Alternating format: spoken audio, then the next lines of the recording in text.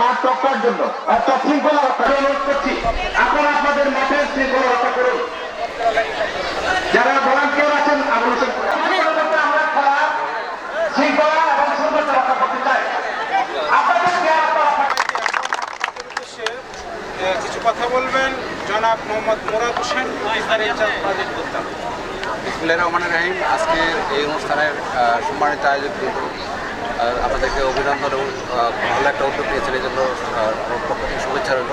আর আজকের অনুষ্ঠানের সম্মানিত সভাপতি এবং উপস্থিত অন্যান্য অতিথি, আসসালামু আলাইকুম।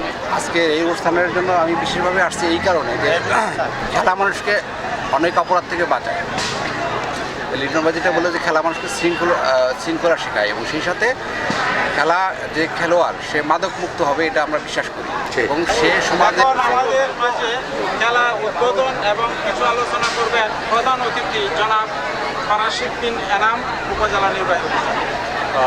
ধন্যবাদ সবাইকে। আপনারা সবাই এত চমৎকার একটা আয়োজন করেছেন। এখানে তরুণ সমাজের যারা আছেন তাদের জন্য আসলে এটা একটা শিক্ষণীয় জায়গা যে এখান থেকে খেলতে হবে এবং খেলার মাঠে থাকতে হবে। কারণ জীবনে যদি কেউ ভালো করতে চায় তাহলে শুধু জিততে শেখাটা নয়, হারতে শেখাটাও গুরুত্বপূর্ণ। বিলপাড় এলাকাবাসী এবং যুব সংঘের উদ্যোগে আয়োজিত আজকের এই ফুটবল টুর্নামেন্টের ফাইনাল